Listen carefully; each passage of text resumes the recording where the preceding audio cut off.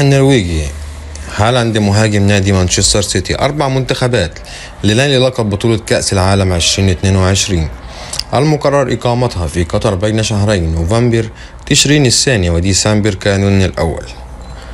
وقال هالاند في تصريحات صحفية يوم الثلاثاء: أعتقد أن المرشحين للفوز بلقب كأس العالم يجب أن يكونوا البرازيل والأرجنتين وفرنسا وربما إنجلترا، مضيفا: لا أستطيع أن أقول منتخبا واحدا فقط، الآن هناك الكثير من الفرق الجيدة، لذلك نعم هؤلاء الأربعة.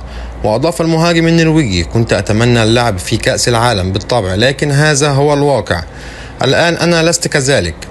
وعما سيفعله خلال فترة المونديال قال هالاند: جسدي وعقلي سيرتاح كثيرا، وبعد ذلك سأتدرب على ما أتدرب عليه، لا يوجد شيء مميز علي ما أعتقد أن كان الأمر يسير على ما يرام خلال الشهر الأول لي في مانشستر سيتي، لذلك لست بحاجة إلى القيام بأشياء كثيرة أو الكثير من التغييرات لأكون صريحا. وأكمل الأمر يتعلق بأداء نفسي للنصف التالي من الموسم، ومن ثم الاستعداد عندما تبدأ المباراة التالية بعد فترة الاستراحة. ونجح مهاجم منتخب النرويج البالغ من العمر 22 عاما في إحراز 81 هدفا في مسابقة الدوري الإنجليزي الممتاز هذا الموسم بعد أن لعب 13 مباراة بقميص السيتيزنت.